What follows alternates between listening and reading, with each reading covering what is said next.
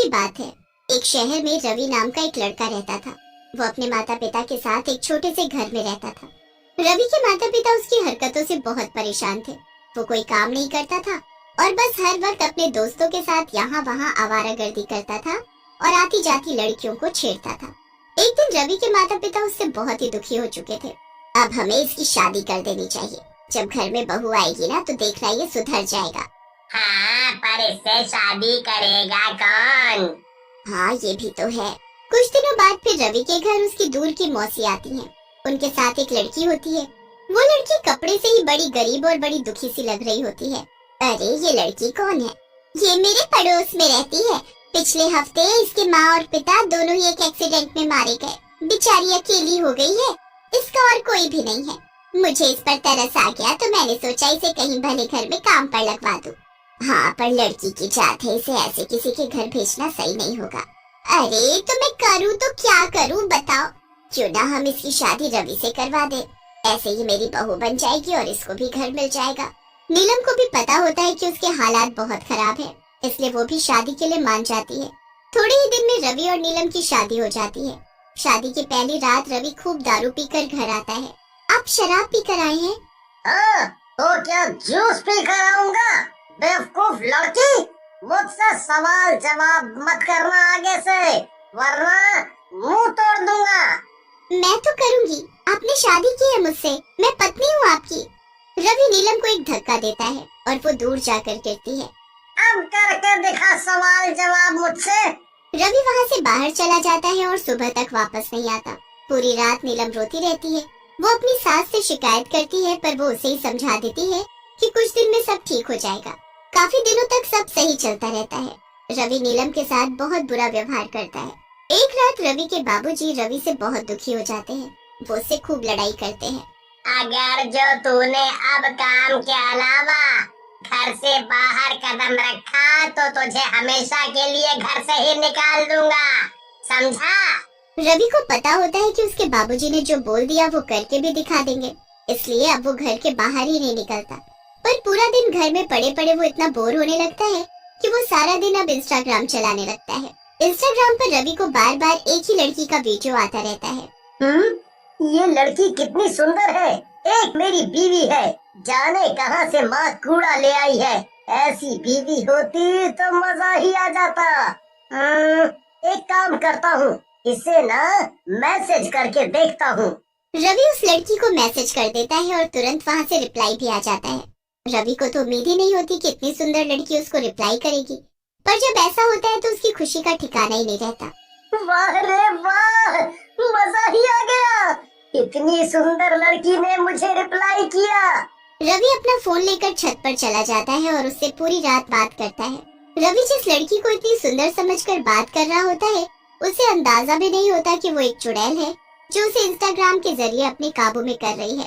आप बहुत ही अच्छे हो। आप जैसा इंसान मुझे आज तक नहीं मिला। वैसे आप शादीशुदा तो नहीं है ना? अरे नहीं नहीं, अभी नहीं। अच्छा एक बात बताओ, तुम मुझसे फोन पर बात क्यों नहीं करती? प्लीज मुझे अपना नंबर दो ना, और मैं तो तुमसे जल्द से जल्द मिलना भी चाहता हूँ।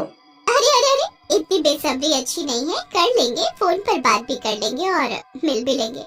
अभी मैं थोड़ी परेशान हूँ, बस इसीलिए मैं अभी ना फोन पर बात कर सकती हूँ और ना ही मिल सकती हूँ। अरे मुझे बताओ ना क्या हुआ, क्यों परेशान हो तुम? मैं सब ठीक कर दूंगा। नहीं, तुम कुछ नहीं कर पाओगे। अरे एक बार बताओ तो सही। दरअसल मुझे कोई जानलेवा बीमारी हो गई है। डॉक्टर के पास कोई इसका इलाज नहीं है। मैं एक वैद्य से मिली तो उन्होंने बड़ा ही अजीब तरीका बताया। अब ये कर पाना तो मेरे लिए नामुमकिन है, इसलिए शायद अब मैं बच भी ना पाऊँ। ऐसे मत बोलो तुम, समझी? मैं सब करूँगा तुम्हारे लिए, चाहे मुझे कुछ भी करना पड़े। बताओ मुझे क्या करना है? तुम प्लीज मुझे गलत मत समझना। दरअसल उसने बोला है कि तुम्हें 2 सुहागिनों का खून लेकर अपने हाथ पैर पर लगाना है, इसी से मैं ठीक हो पाऊंगी। ये क्या अजीब चीज बोली है उसने? देखा, मैंने कहा था ना कि तुम नहीं। अरे मैंने ऐसा कब बोला कि मैं नहीं कर पाऊंगा? मैं करूंगा, जरूर करूंगा, तुम फिक्र मत करो। ठीक है, फिर इसी अमावस पर तुम मेरे लिए 2 सुहागिनों का खून तैयार रखना, मैं खुद आऊंगी उसे लेने। ठीक है ठीक है, मैं तुम्हारा बेसब्री से इंतजार करूंगा। रवि बड़ा खुश हो जाता है। उसे लगता है कि बस अब उसका इंतजार खत्म होने वाला है। इंस्टाग्राम वाली लड़की उससे अमावस पर खुद मिलने आएगी।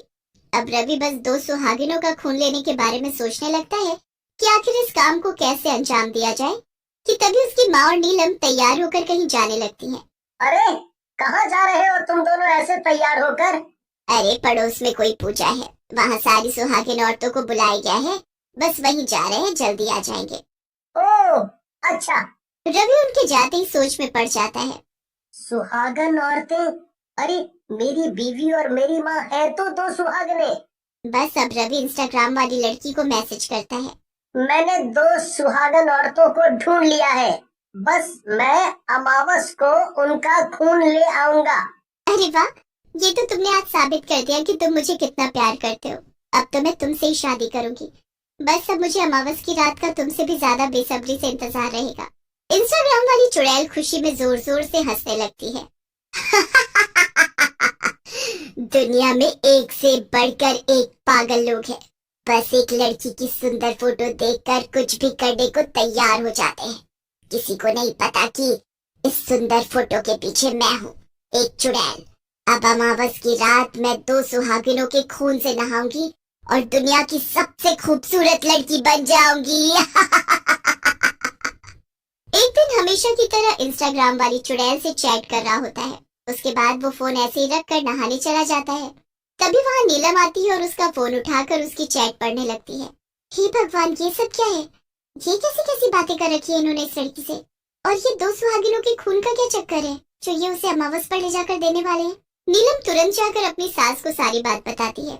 उसकी सास ये सब सुनकर हैरान रह जाती है। अरे कोई लड़की खून का क्या करेगी? माँ जी, मैं तो ये सोच रही हूँ कि कहीं ये हमारा खून तो उसको नहीं दे देंगे ले जाकर। हमें कुछ करना चाहिए माँ जी। हाँ बहू, वरना ये रवि तो कहीं हमें मार ही न डाले। अमावस की रात आती है और उन दोनों का शक सही होता है। रात को दोनों सोने का नाटक कर रही होती है। दोनों ने कंबल ओढ़ रखा होता है और वो उस रात घर की लाइट काट देती है। ये क्या हुआ? क्या आज ही ये लाइट जानी थी? ओहो, अब मुझे अंधेरे में ही इन दोनों का खून लेना पड़ेगा। रवि अंधेरे में चाकू लेकर नीलम के पास जाता है। वो कंबल में चाकू घुसा देता है। रवि एक कटोरी में उसका खून भर लेता है। उसके बाद वो अपनी माँ के साथ भी ऐसा ही करता है। रवि को अंधेरे में पता ही नहीं चलता कि ये सब नीलम की चाल है। उसने अपनी और माँ के पास एक लाल रंग की थैली रखी थी, जिसे अंधेरे में रवि खून समझकर एक कटोरे में भरकर उस चुड़ैल की बताई जगह पर ले गया। वो वहाँ जाकर उस लड़की का इंतजार कर ही रहा होता है कि तभी वहाँ वो इंस्टाग्राम वाली चुड़ैल आ जाती है। चुड़ैल को देख रवि चीखने लगता है। क्या हुआ? ऐसे क्यों डर रहे हो मुझसे? मैं वही लड़की हूँ इंस्टाग्राम वाली जिसे तुम प्यार करते हो। देखो, अभी मैं इस खून से नहाऊंगी ना तो बिल्कुल वैसी हो जाऊंगी जैसा तुमने मुझे फोटो में देखा था। नहीं नहीं, मुझे जाने दो। मैं किसी चुड़ैल से प्यार नहीं कर सकता। मुझे अपने घर जाना है। रवि वहाँ से भागने ही लगता है कि तभी चुड़ैल उसे एक झटके से जमीन पर गिरा देती है। तू कहीं नहीं जा सकता, तुझे मेरे साथ रहना ही पड़ेगा, समझा? रवि डर के मारे वहाँ से हिलता भी नहीं है और चुड़ैल फिर उसके सामने रखा 2 सुहागिनों के खून से भरा कटोरा उठाती है। वो जोर जोर से हंसने लगती है और उससे खून से नहाने लगती है, पर अचानक उसका शरीर जलने लगता है। ये क्या है? ये क्या लेकर आए हो तुम? मेरा शरीर आग की तरह जल रहा है, मैं मर जाऊंगी। चुड़ैल को तड़पता देख वहाँ नीलम और उसकी माँ खड़ी होती हैं, क्योंकि ये 2 सुहागिनों का नहीं बल्कि लाल रंग है जिसमें गंगा जल मिला हुआ है। तूने कैसे सोच लिया कि तू मेरे पति को मुझसे छीन सकती है? एक औरत जब अपने पर आ जाए ना तो तेरी जैसी 100 चुड़ैलों को भी खत्म कर सकती है। ये तूने अच्छा नहीं किया। इंस्टाग्राम वाली चुड़ैल उनकी आंखों के सामने जलने लगती है और वही मिट्टी में मिल जाती है। रवि की आंखें शर्म से झुक जाती हैं। मुझसे घटिया इंसान दुनिया में कोई नहीं होगा। फिर भी आज आप दोनों ने मुझे इस चुड़ैल से बचाया। रवि उस दिन बहुत शर्मिंदा होता है और उसके बाद वो सुधर जाता है। नीलम के जीवन में खुशियां ही खुशियां भर जाती हैं और पूरा घर हंसी खुशी से